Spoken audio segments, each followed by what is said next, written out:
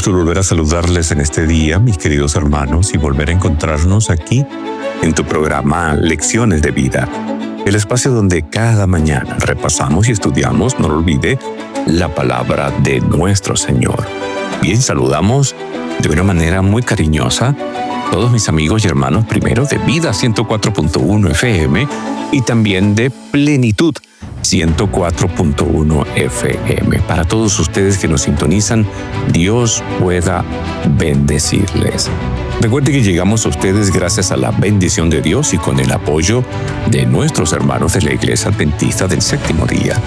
En la dirección general está nuestra hermana y amiga Andreina Muñoz y en el control técnico nuestro amigo y hermano Alan Tovar y quien les habla un servidor, Dani Zambrano. Bienvenidos a tu programa Lecciones de Vida. Qué gusto saludarles, mis queridos hermanos. Doy gracias a Dios porque hasta aquí Él nos ha ayudado. Ya hoy es miércoles, llegamos a la mitad de la semana y sigue avanzando los meses del año 2025 de una manera vertiginosa y de una manera muy, muy rápida. Creo que necesitamos cada día, mis queridos hermanos, de Vida 104.1 FM y de Plenitud 104.1 FM, entender y comprender que necesitamos depender totalmente de Cristo Jesús en nuestras vidas. Bien, en nuestro esquema de estudio de bloque, sí, hoy debemos de destacar lo que corresponde también con la lectura de Reavivados por su palabra. Entonces, para el martes 22 de julio y el miércoles 23 nos corresponde la lectura de Levítico 7 y Levítico número 8. No lo olvide, la importancia del estudio de la palabra del Señor. Antes de orar, llegamos a un momento interesante de la lección. Comienzan a caer las primeras plagas sobre Egipto. Dios haciendo juicio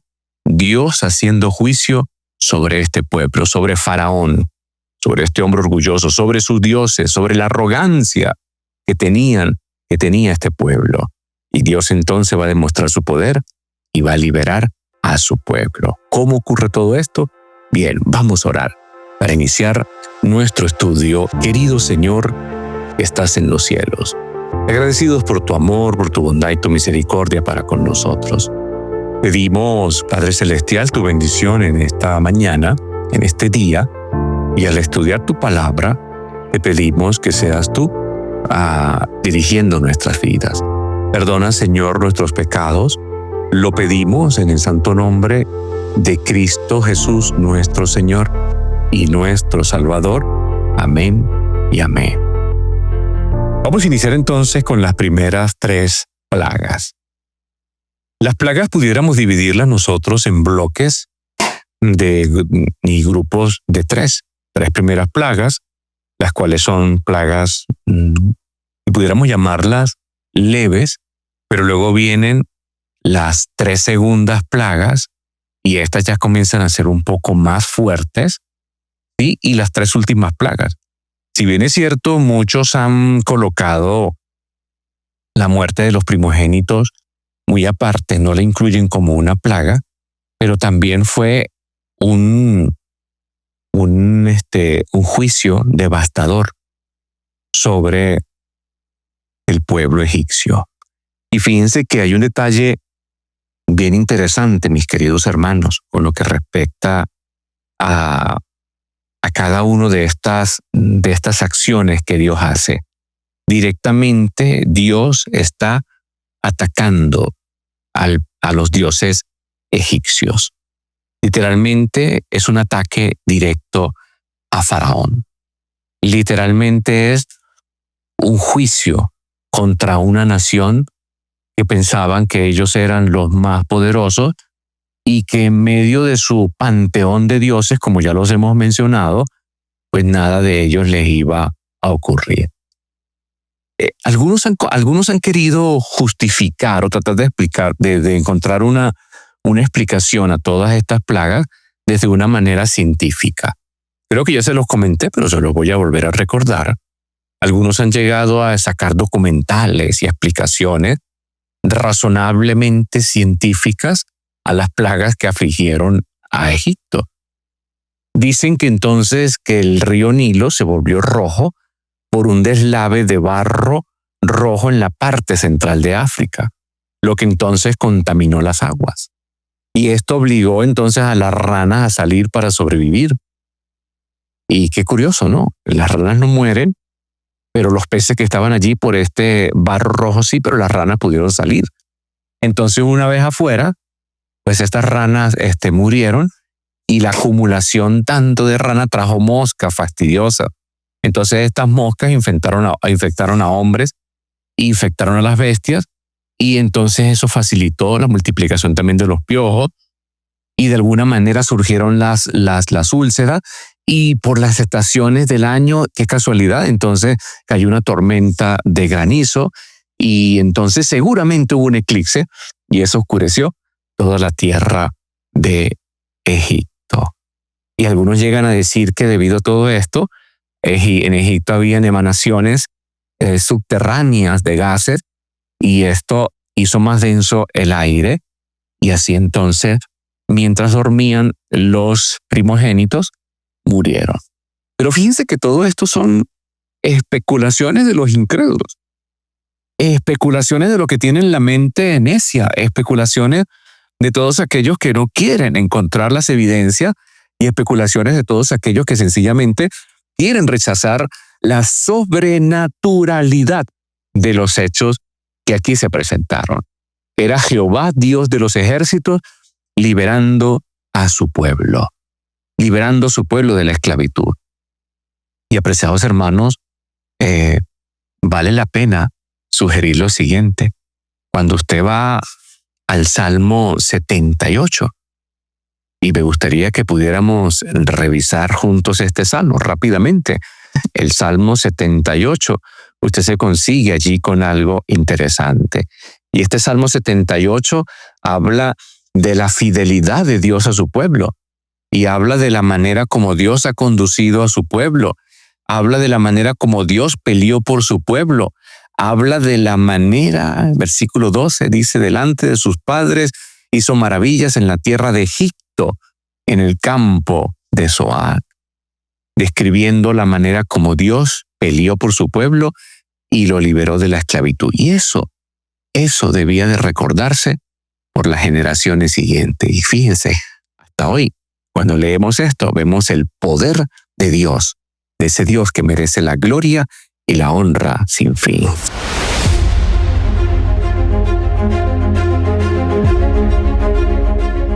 Ya sabemos, apreciados hermanos, que Dios le había indicado a Moisés que el trato con el faraón y la manera de hablar al faraón o de que faraón tratara de dejar al pueblo salir iba a ser algo complicado.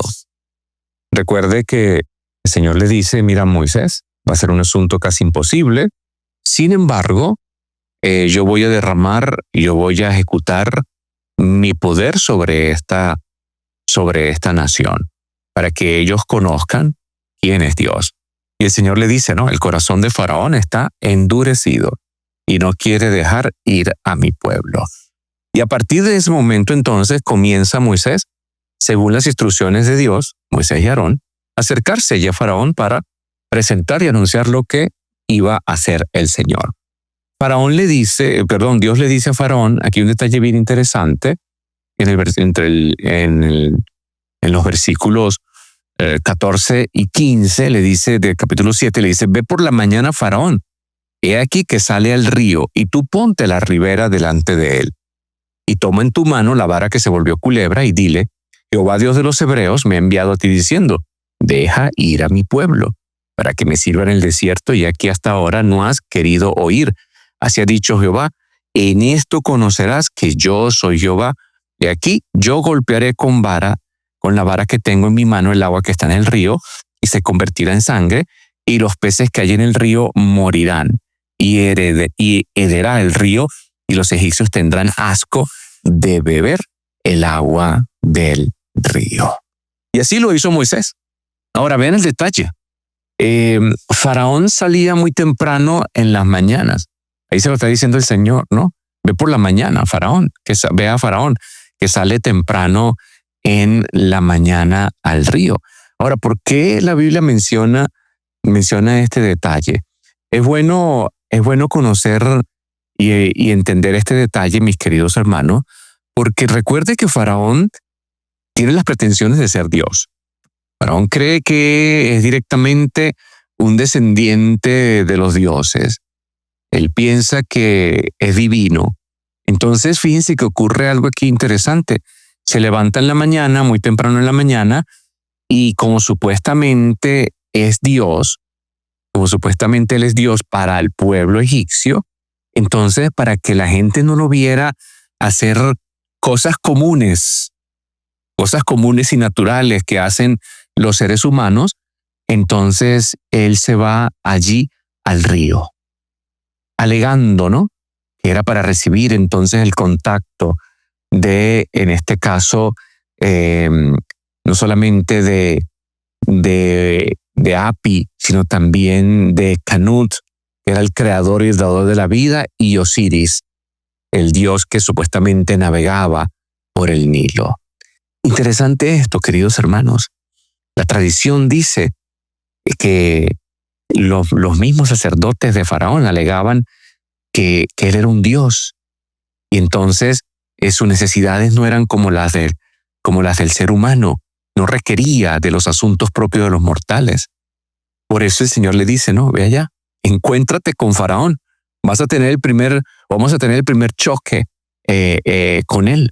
Y fíjense, y para dejar esto también en el tapete, que me gustaría hacerlo, cuando llega un punto, un clima interesante, a un punto máximo lo que tiene que ver con las plagas, los mismos sacerdotes, los que estaban allí al lado de Faraón y los mismos hechiceros, terminan diciéndole, esto es el dedo de Dios, esto es el dedo de Dios, contra esto no podemos hacer nada. Entonces viene la primera plaga. La primera plaga va dirigida en contra de Api, el dios del Nilo. La vida en Egipto, mis queridos hermanos, dependía totalmente del agua de ese río. Donde había agua, habría vida. Y el agua era la fuente de la vida. Así que inventaron a un dios Api y lo adoraron como proveedor de la vida.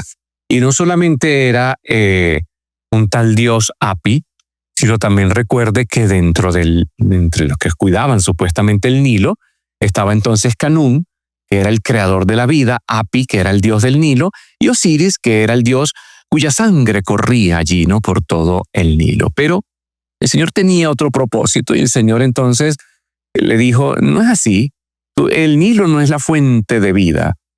El único Dios verdadero soy yo, Jehová de los ejércitos, solo Dios vivo es la fuente de la vida. Solo Él es el creador, no es ningún Canún, no es un Dios, no es un ídolo con forma de animal extraño allí. Dios eterno, el que vive por los siglos de los siglos, es el creador de todo, incluido el agua y los alimentos. Ahora, transformar el agua en sangre simbolizaba transformar la vida en muerte. Se suponía que Canún y Api y Osiris debían de defender, pero fíjense que Api no era capaz de proporcionar nada y proteger la vida. El único que puede dar vida, el único que puede proteger, el único que puede darnos a nosotros la salvación es el Señor.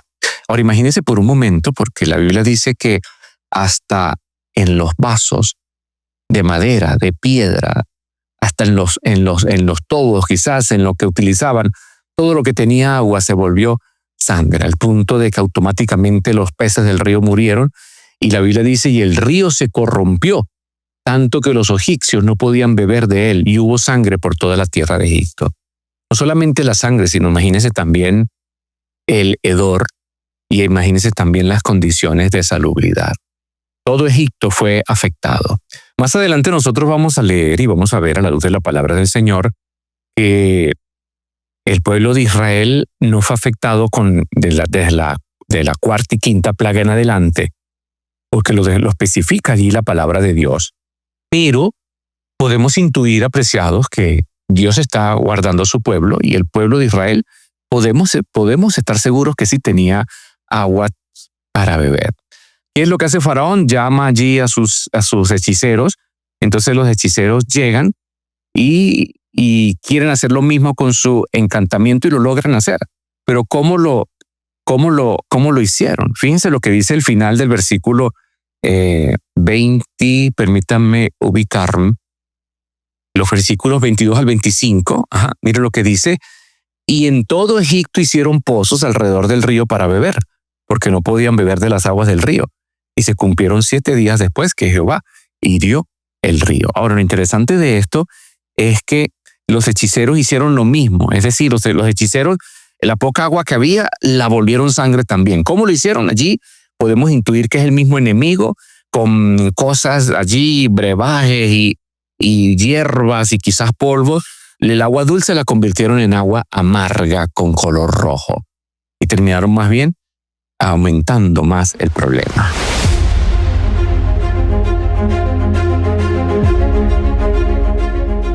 Ni Api, ni Osiris, ni Canún fueron capaces de poder detener esta plaga. Los egipcios comienzan a escarbar a los lados del río.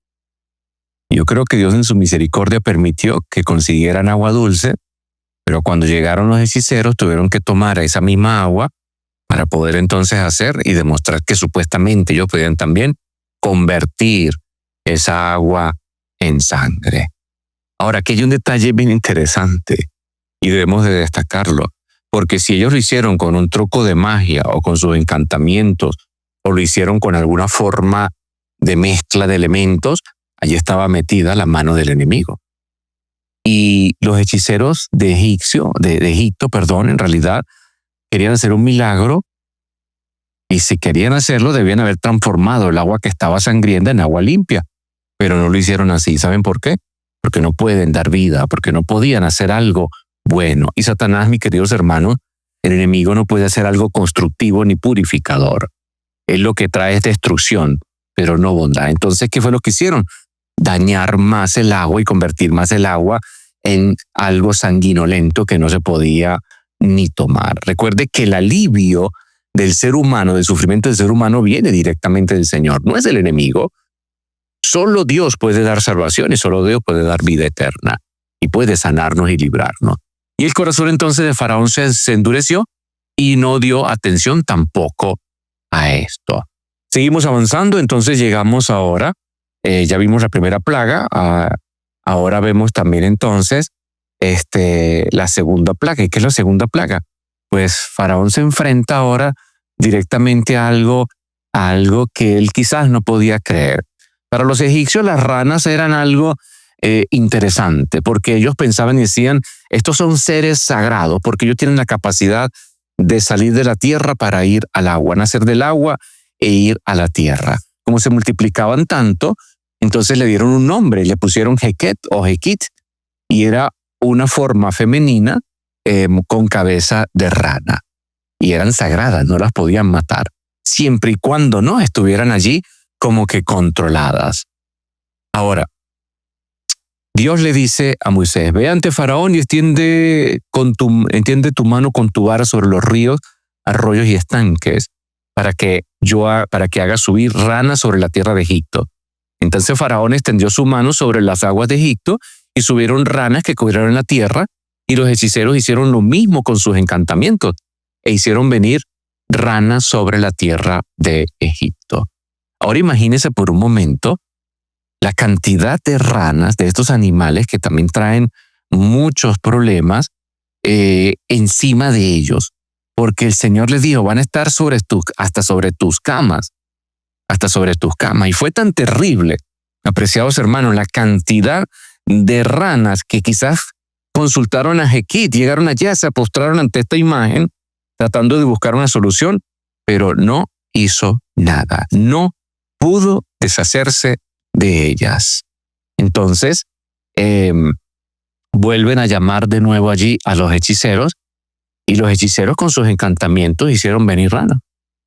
Hay que reconocer aquí que la Biblia nos muestra que la habilidad de los hechiceros para hacer lo mismo con sus encantamientos apunta a algo sobrenatural. Entonces volvemos a concluir, este trabajo no era de un ilusionista habilidoso, es el poder del enemigo que está aquí. Entonces vea el punto, es un conflicto entre el bien y el mal. El enemigo también aprovechándose de algunos elementos. Ahora, en lugar de eliminar las ranas, porque tenemos que verlo así, vea lo que dice la palabra del Señor. Los hechiceros hacen lo mismo con sus encantamientos y hacen venir más ranas.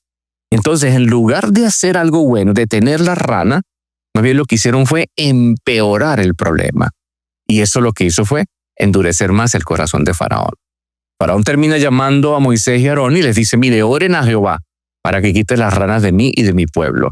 Imagínense la cantidad de ranas que había, imagínense encima de ellos, en todos los lugares, caminando en las casas, en las despensas, en el agua, en la comida, en todo estaban las ranas. Faraón se dio cuenta que su dios Heket o Hekit no podía hacer nada. Llama a Moisés y le dice, ora a Jehová y para que salgan las ranas y ustedes váyanse y yo les dejaré que vayan a hacer sacrificio. Moisés le dice, ¿cuándo voy a hacerlo? Porque tú eres el orgulloso Faraón.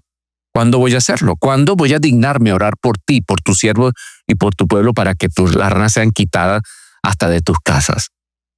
Y él le dice mañana. Yo no sé qué pensaba Faraón cuando dijo esto, pero le dijo mañana. Y Moisés le dijo, está bien, será conforme a tu palabra y vas a conocer que no hay como Jehová nuestro Dios. Al otro día Moisés llega, me imagino que muy temprano, Faraón luchando con las ranas, nadie podía dormir por tantas ranas, todo estaba infectado por las ranas, y entonces Moisés clamó y el Señor comenzó a retirar las ranas. Pero lo interesante del caso es que la Biblia dice que las ranas murieron dentro de los lugares donde estaban, dentro de las casas, de los cortijos, de los campos, y tuvieron que juntarlas en montones y apestaba la tierra. Me imagino que tuvieron que quemarlas. Faraón vio esto y Faraón, como era orgulloso, dijo, ya se calmó, no voy a dejarlos ir. Y no dejó ir al pueblo de Israel. Apreciados hermanos, aquí quiero volver a destacar algo. Sembramos obstinación, sembramos desobediencia, sembramos negligencia y eso en algún momento nos va a alcanzar. Lo hizo con Faraón. Y entre más obstinado se volvía, y entre más obstinado se volvía, y entre más rechazaba la voluntad del Señor, más terrible le iba a ir. Debemos entonces pensar cómo es nuestra actitud. No seamos duros de corazón. Permitamos que el Señor nos toque y seamos sensibles a la voz y a su llamado.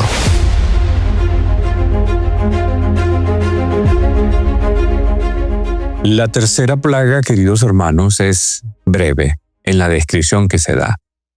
Dios le dice a Moisés, extiende tu vara y golpea el polvo de la tierra. Vean lo que le dice el Señor a Moisés, golpea el polvo de la tierra para que se vuelvan piojos por todo el país de Egipto. Y así lo hicieron. Y llegó Moisés, golpeó y el polvo se convirtió en piojos. Es la traducción más exacta de quinin. Pero algunos llegan y dicen, algunos historiadores, como Josefo, también describe que en Egipto había una especie de piojo muy pequeñito, insecto muy pequeñito, que cuando picaba producía gran molestia y gran picazón. Todo eso cubrió a Egipto. Quizás fueron mosquitos, garrapatas, piojos, pero lo cierto es que la plaga estaba dirigida en contra de Get, el dios egipcio de la tierra. Y del polvo de la tierra, interesante, ¿no? Dios crea y hizo salir insectos por todo Egipto. Y los hechiceros no pudieron replicarlo. ¿Y saben por qué? Porque el único que puede dar vida es el Señor. Y los hechiceros no pudieron. Y ya Dios había permitido muchas cosas con los hechiceros. Y ahora le está diciendo, bueno, vamos a hacer esto, vamos a ir un poquito más al nivel. Y fíjense entonces que ellos no pudieron replicar. Y ellos reconocieron allí, esto es el dedo de Dios. Le dijeron a Faraón, esto es el dedo de Dios. O sea, como queriéndole decir, definitivamente es Dios. El Jehová de los ejércitos es verdadero y es vivo. Pero Faraón endureció su corazón y no los escuchó. En vista de esto, iban a seguir cayendo plagas. Viene la cuarta plaga.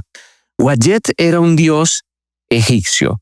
Y Wayet tenía cuerpo de hombre, en algunos casos se reflejaba así, y en otros casos también con cuerpo de mujer, pero lo cierto es que tenía cara de mosca. Recuerde que también estaba un dios llamado Jepri, Y Yepri era la representación del sol naciente, de la creación, del renacimiento, y también tenía cabeza de moscas. Y ellos creían que entonces que Wayet podía protegerles de cualquier abundancia de mosca porque ellos controlaban eso, y Yepri entonces iba a quitar todo eso. Pero lo cierto del caso es que estos dioses fueron derrotados. Moisés vuelve de nuevo delante de Faraón, quien sale a orillas del Nilo a hacer sus cosas para que la gente pensara y dijera, mira, se está ahí en contacto con el dios Canún, y entonces recibiendo más de sus poderes, y le dice, deja ir a mi pueblo. Vea cuántas veces Moisés le está diciendo a Faraón, deja ir a mi pueblo. Y le dijo, y si no los deja ir, todo se va a llenar de moscas. Voy a enviar moscas sobre ti, sobre las casas egipcias, todo se va a llenar de moscas. Pero hay algo interesante aquí. Dios le dice, pero en la tierra de Gosén, en la cual habita mi pueblo, no llegará moscas, para que sepas que yo soy Jehová en medio de la tierra. Y yo pondré redención entre mi pueblo y el tuyo. Interesante palabra. Pondré redención. Dios está comenzando a mostrarle a Faraón cuál es el plan de Dios para su pueblo y qué es lo que está haciendo él para salvarles. Llega la plaga de moscas, imagínense todo lleno de moscas. Algunos traducen allí que no eran simplemente moscas de las que estamos acostumbrados a ver, ¿no? Sino que eran unos mosquitos, y en algunos casos algunos dicen que eran una especie de tábano, y el tábano es, apreciados hermanos, una mosca grande que donde se coloca puede producir cualquier tipo de infección. Pero ahora entonces, imagínese el asunto, todo Egipto lleno de moscas, en todo lugar y en todo contexto. Solo el pueblo de Israel no tenía moscas. Y creo que esto molestó mucho más a Faraón. Faraón manda a llamar de nuevo a Moisés y Aarón y le dicen, vaya y ofrezcan sacrificio a vuestro Dios en la tierra. Pero Moisés le dice, no es así. Es fuera de la tierra, es fuera de Egipto. Porque si nosotros hacemos sacrificios aquí y tomamos el ganado, tomamos las ovejas, para ustedes va a ser esto una locura. Entonces ustedes nos van a apedrear. Es camino de 3 días, lejos de Egipto, y ahí ofreceremos sacrificio a nuestro Señor. Pero Faraón tiene de nuevo falso arrepentimiento. Faraón les dice, insiste, ¿no? Versículos 28 al 32. Le dice, yo dejaré ir para que vayan, ofrezcan sacrificio, pero no se vayan lejos. Oren por mí. ¿Por qué dice eso? Porque él sabía que no podía dejar ir a los esclavos, pero era su orgullo el que no lo dejaba reconocer el poder de Dios. Quiten esas moscas, era lo que estaba pidiéndole. Moisés al final sale y ora al Señor, y por misericordia, ¿no? Quitó todas aquellas moscas de sus siervos y de su pueblo. Y entonces Faraón volvió a endurecer su corazón. Era falso el arrepentimiento que él tenía. Ahora llegamos a la siguiente plaga, y es la 5ª plaga, que esta va a caer sobre el ganado. Aquí aparece entonces en escena el dios Hathor. Hathor era la diosa egipcia del amor, era representada con cabeza de vaca. También está Apis, que era muy popular en aquellos tiempos, y Apis cuidaba el ganado. Otra cosa, el ganado le pertenecía a Faraón, porque era el rey. O sea que ni Faraón, ni Hathor, ni Apis pudieron detener la plaga que cayó sobre el ganado de Egipto. ¿Cuál fue la plaga? Esto es una plaga gravísima, y es que Dios iba a colocar allí su juicio en el campo, caballos, asnos, camellos, ovejas y plaga. Pero los ganados del pueblo de Israel no iban a morir. Y fue tan terrible que hubo mucho daño, severo daño en Egipto con esto que pasó. Y vino la enfermedad y vino la muerte del ganado. Y aún así, Faraón siguió endureciendo su corazón y no dejó ir al pueblo de Israel. No sé cuánto tiempo había pasado, no sé cuánto tiempo había llegado allí, y ellos estaban tratando como que ordenar todo. Quizás Faraón estaba aturdido de todo lo que estaba pasando, y llega a la 6ª plaga. Isis era la diosa de la medicina, la magia y la sabiduría. También está Setmet, que era la diosa de la guerra y la que evitaba las epidemias. Y está también Imhotep, que era el dios de la medicina y la curación. Y no fueron capaces de liberarles, ni siquiera los hechiceros, porque sobre ellos también cayó Dios haciendo juicio, y cayó entonces la sexta plaga. Y la sexta plaga fue un sarpullido. Era como una úlcera, era algo que golpeó la piel de todos, los quemaba, los hacía, tenían hinchazón, tenían ardor, incluso sobre los pocos animales que quedaron. Y los hechiceros no pudieron hacer nada. Sobre el mismo Faraón también cayó esto. Y vuelve a llamar a Moisés para que le ayude allí, para que intervenga, pero Faraón seguía endureciendo su corazón. Pero en esta oportunidad, la Biblia dice, y fue Jehová que le endureció, mostrando que es Dios el que le iba a decir, bueno, Faraón, tú sigues obstinado, seguirás allí. Hermano querido, esto nos enseña que tenemos un Dios grande y poderoso que un día se levantará a luchar por su pueblo. Y aquellos que estén de parte de la gracia del Señor y de parte del Señor seremos salvos. Pero aquellos que no, recibirán los juicios que caerán sobre este mundo. La pregunta es, ¿de qué lado está usted? Que el Señor le bendiga.